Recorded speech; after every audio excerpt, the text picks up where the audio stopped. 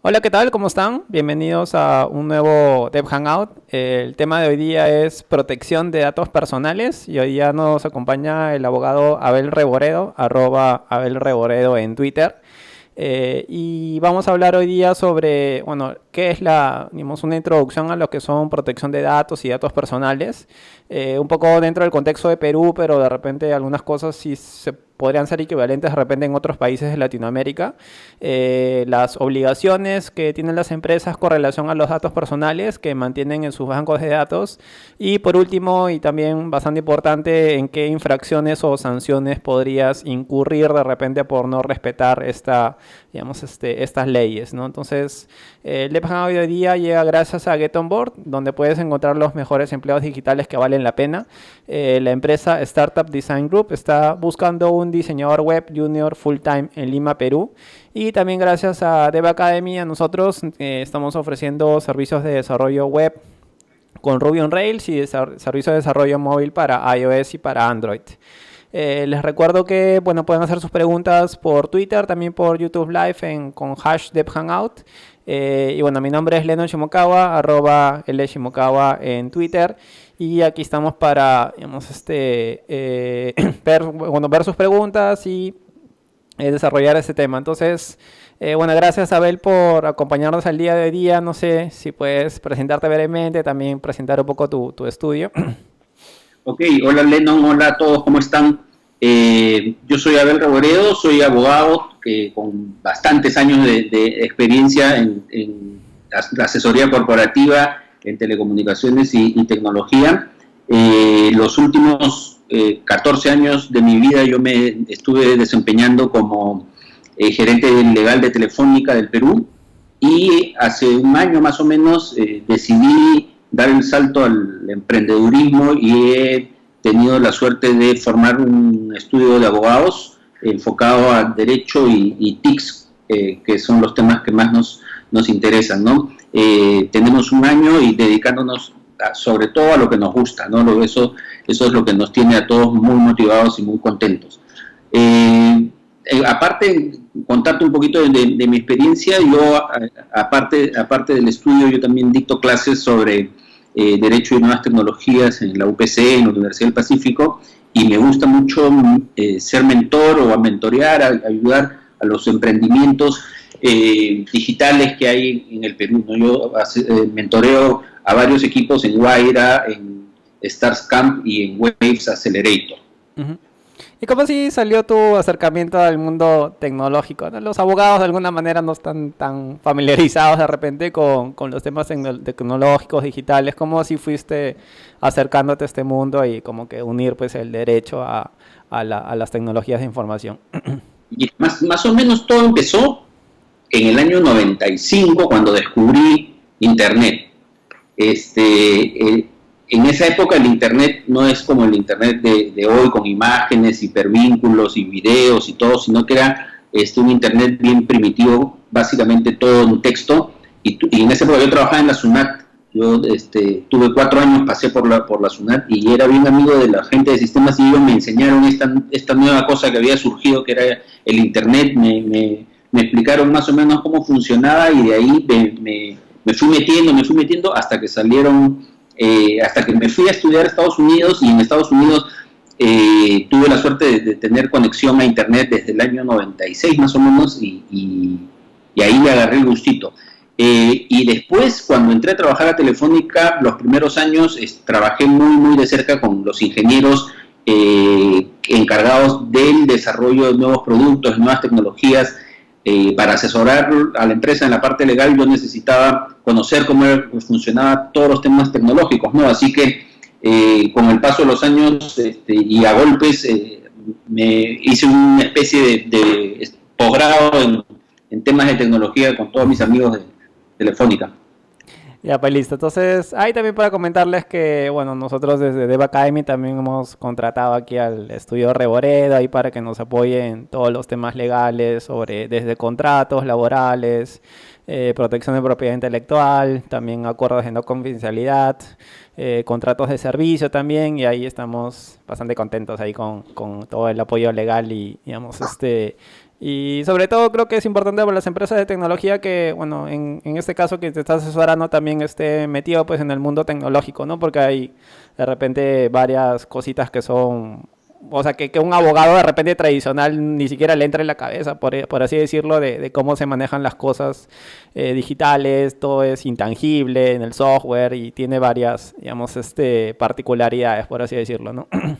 Así es, por lo menos ahorramos algunos pasos. Ya no me tienes que explicar en detalle todo el tema, porque es más fácil para nosotros entenderte, ¿no? Ya, pues entonces vamos entrando al tema de hoy día. Bueno, vamos a hacer el Dev Hangout hoy día en 3 bloques. Bueno, la primera parte es esta acá, la de, bueno, introducción a protección de datos personales. Y dale, Abel, ahí te paso cualquier pregunta si la van haciendo por los canales de social media. Perfecto.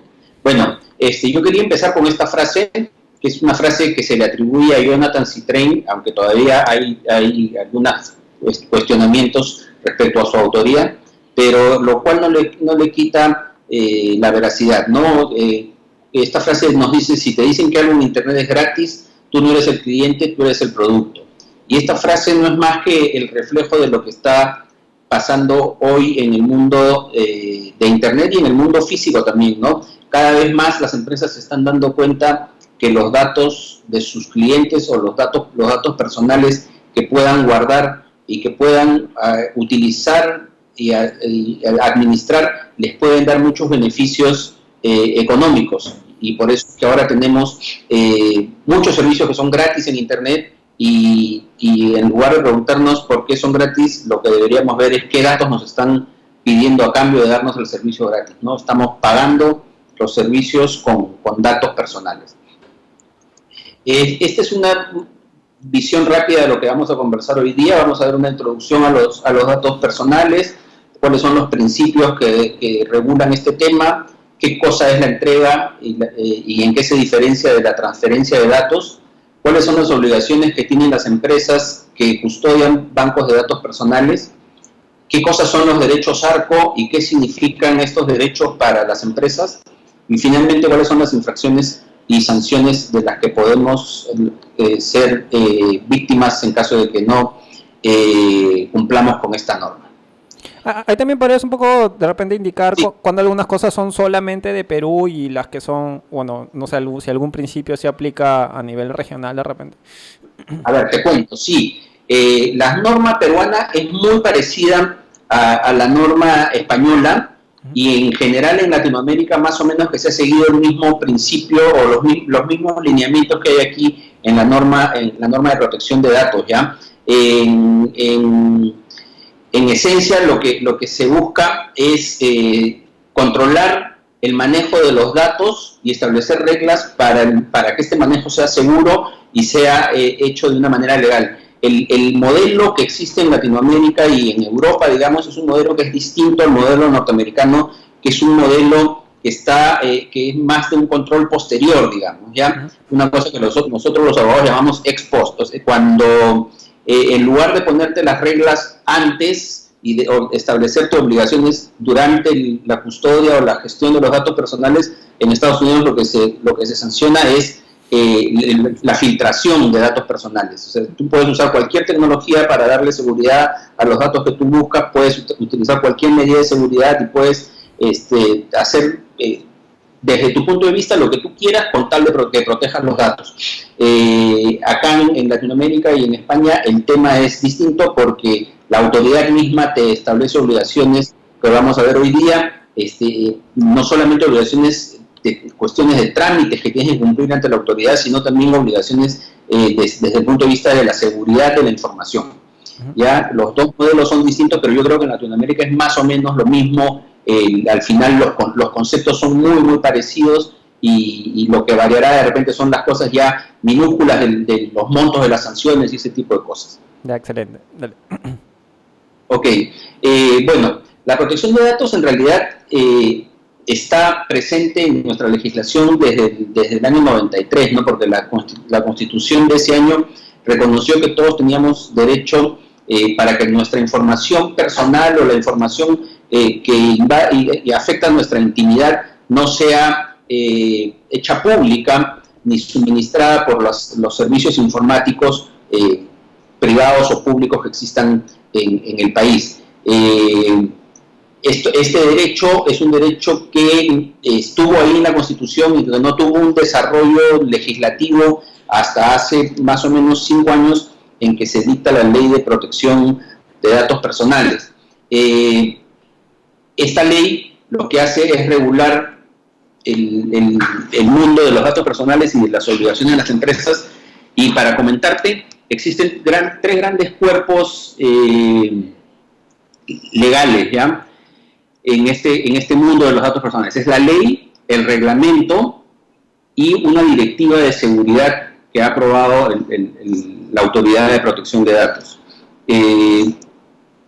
La ley y el reglamento contienen todas las normas genéricas y obligaciones que uno tiene que cumplir, y la parte de la directiva de seguridad lo que contiene es las definiciones y políticas de seguridad, tanto legales, organizativas y técnicas, que tienes que cumplir en los datos personales. Pero empecemos, si te parece, con viendo qué cosa es, qué son los datos personales. Según la ley, los datos personales son cualquier información que identifique o permita identificar a una persona a través de cualquier medio. Con esa definición así tan amplia, lo que te puedes concluir es que el dato personal es casi todo lo que esté vinculado a mí. Acá pongo yo una lista en la presentación, que son, el primer dato personal más importante es el nombre, ¿no? Los apellidos, la fecha de nacimiento, la dirección, el número de correo electrónico, la dirección de correo electrónico, el número de teléfono, el número de RUC, el número de la placa del carro, la huella digital, el ADN, una imagen, tu foto, tu voz, y si ya nos vamos a temas un poco más exóticos, también puede estar tus hábitos de consumo, el número IP de la computadora donde estás conectado. En realidad es casi cualquier información. Tu sueldo también podría ser considerado un dato personal, y en general cualquier información que te permita que tú seas identificable. ¿Ya? Lo que la ley busca es que todos estos datos, que son datos personales, estén todos protegidos dentro de la norma, y que las empresas que los tienen estén sujetas a todas las obligaciones que vamos a ver hoy día.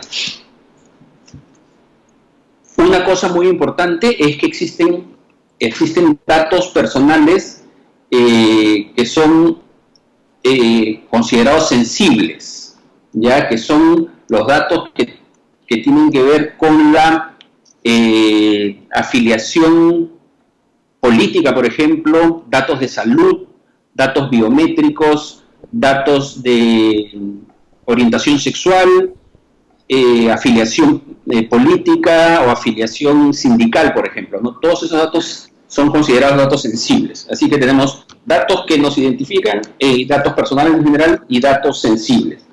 ¿Por qué hay esta diferencia? Porque los datos sensibles requieren una protección adicional. Otro concepto que tenemos que tener en cuenta es el concepto de los bancos de datos personales. ¿Ya? La ley tiene muchas disposiciones que regulan cómo es que se deben mantener los bancos de datos personales.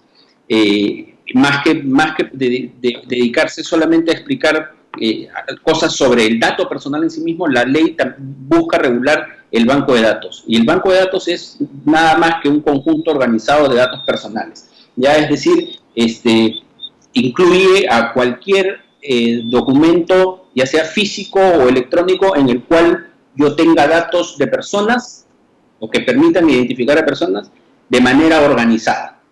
Eso es, desde un Excel, digamos. ¿Ok? Puedes tenerlo en físico, puedes tenerlo en electrónico, no interesa. Para la ley, la base de datos personales es cualquiera. Y si vemos esto, lo que vas a darte cuenta es que no solamente está incluido el Excel con los datos de mis clientes, por ejemplo, sino el Excel,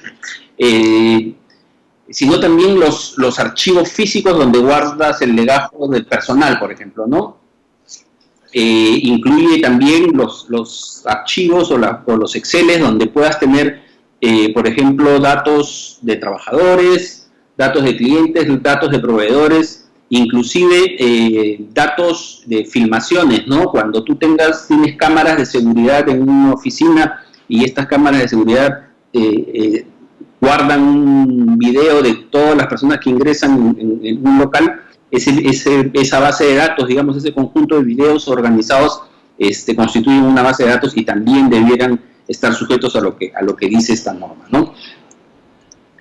¿Cuáles son los principios que regulan la protección de datos en el Perú?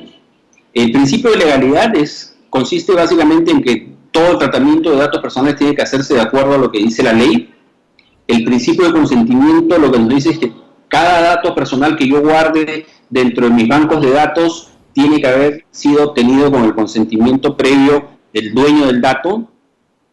El principio de finalidad lo que nos dice es que los datos tienen que ser recogidos manifestándole al dueño del dato con qué motivo los recojo y cuál es la finalidad para los cuales los necesito, y usarlos solamente con esa finalidad. Cualquier uso ajeno a esa finalidad constituye una infracción a esta norma, ¿no?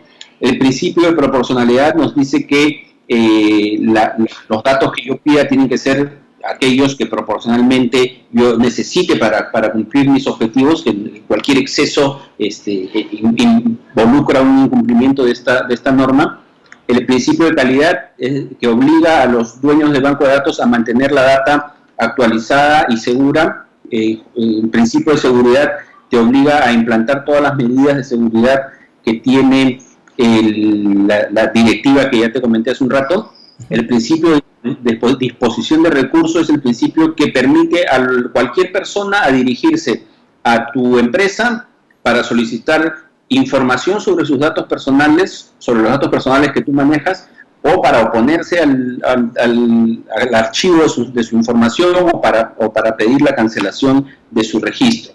Y el principio de protección adecuado lo que busca es que las empresas protejamos los datos de nuestros clientes, ¿no? O de las personas que nos han confiado su información. Podemos un poco como que desarrollar esos principios como un ejemplo. Últimamente, digamos, por ejemplo, en Incafarm, en las farmacias y en Plaza Vea, te piden el DNI para la compra. Y sobre todo en Incafarma me parece una violación clara a este tema, porque ahí estás tratando sobre todo de medicinas, ¿no? Y esa información se puede vender a aseguradoras, o sea, y detectar de que tienes cierto mal o cierta, digamos, ya no asegurarte, o de repente vas a un hospital y no sé, ¿no? Entonces, en el caso concreto, por ejemplo, de Incafa, de esas farmacias que te piden el DNI y te lo piden de forma, o sea, como si estuvieses obligado a darlo y ni siquiera tú, o sea, ahí creo que estás violando prácticamente todos los principios de datos personales, ¿no? ¿Y cuál sería ahí el tratamiento legal, o qué nosotros podemos hacer como consumidores para, aparte de negarte, ¿no? Que es no. A ver, mira, sí, lo que comentas es muy cierto, ¿no? Hay muchas empresas que recogen datos todavía sin haberse adecuado a la norma. En principio no hay problema en recoger datos, ¿ya? Lo que tú tienes que hacer para poder recoger datos es pedir el consentimiento, que no puede ser un consentimiento tácito como el que tú me comentas, sino que tiene que ser un consentimiento expreso y debe constar de alguna forma, ya sea con una firma o con una grabación de voz o con un clic en una página web. Pero otra cosa también que es muy importante es que estas empresas que están recogiendo el dato tampoco te dicen para qué lo recogen. Claro. Dame tu DNI y lo apuntan en una computadora y tú no sabes para qué lo van a usar. De eso hablábamos justo cuando te decía lo del principio de finalidad. Yo puedo recoger datos y puedo recogerlos para la finalidad que yo te digo. Yo te puedo decir, yo necesito tu correo electrónico para poder mandarte información sobre mis productos, digamos. Y tú me das tu correo electrónico, yo no puedo usarlo, por ejemplo, para otras cosas, ¿ya? Y eso es lo que busca proteger la ley. ¿Qué puede hacer un usuario común y corriente? Tienes dos posibilidades. Una es estos famosos derechos ARCO que mencioné en la agenda de la conversación, que los vamos a ver un poquito más adelante, que te lo resumo rápidamente. ARCO es una reducción de las palabras acceso, rectificación, cancelación y oposición. Tú puedes dirigirte a cualquier empresa como usuario y decirle que primero que te informe si es que tiene datos tuyos, que te diga qué datos tuyos tienen, que te demuestre en qué momento te dio consentimiento, y si tú no quieres que guarden tus datos, puedes pedir la cancelación o ponerte a que los traten. Si eso no funciona, o si no quieres ir donde la empresa, te puedes ir directamente donde la Autoridad de Protección de Datos Personales para hacer una denuncia. La Autoridad de Protección de Datos Personales depende del Ministerio de Justicia, ¿ya? Y podrías ir a esa dirección, a la de Protección de Datos Personales, a hacer tu reclamo para que ellos hagan la investigación y sancionen a quien tengan que sancionar, ¿no? En ese caso le correspondería una sanción, me imagino, ¿no? A Incafarma, a todos esos. Sí, claro. Recoger datos sin consentimiento, o sea, guardar datos sin consentimiento es una infracción. Y ahí sobre todo es medicina, ¿no? Me parece sobre todo bien delicado y descarado también como te lo piden. Justo con respecto a Arco, día justo leí un artículo en Netflix que un usuario le pidió como justo ese derecho, ¿no? El tema ese de qué información recogen, y Netflix le mandó, digamos, toda la data, ¿no? Y salía, una serie de cosas desde qué hábitos de consumo tienes, qué serie te gusta, si los domingos te tiras, o sea, todo el día ahí viendo series, etcétera, ¿no? Y es un montón de información realmente el que manejan, ¿no? Exacto.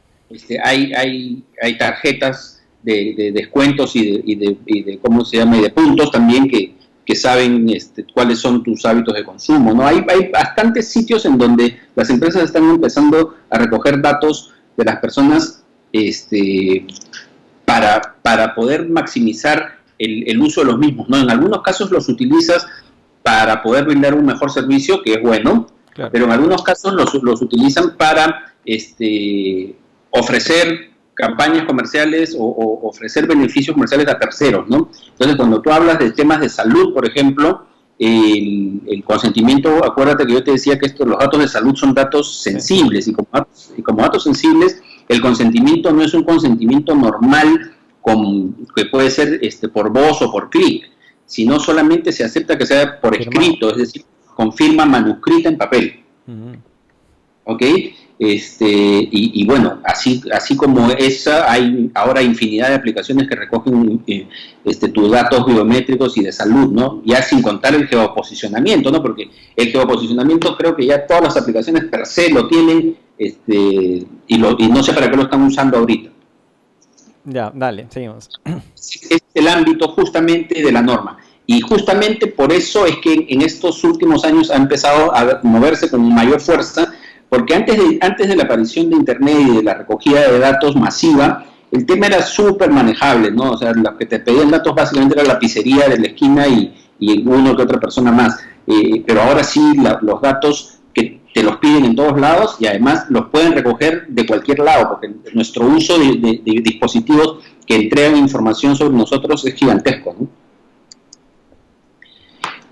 Seguimos entonces, te voy contando lo que es el consentimiento. Te decía yo hace un rato que uno de los principios de la ley es el principio de consentimiento, es decir, yo no puedo tener una base de datos si es que no tengo el consentimiento de cada una de las personas que está incluida en esa base de datos.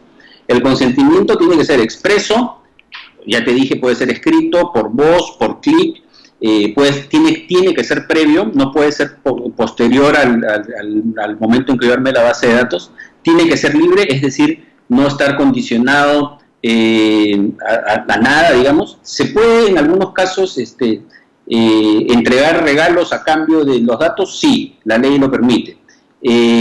Y también te exige que el consentimiento sea informado, es decir, que yo, que soy dueño del dato, sepa exactamente qué datos estás recogiendo y para qué los estás recogiendo.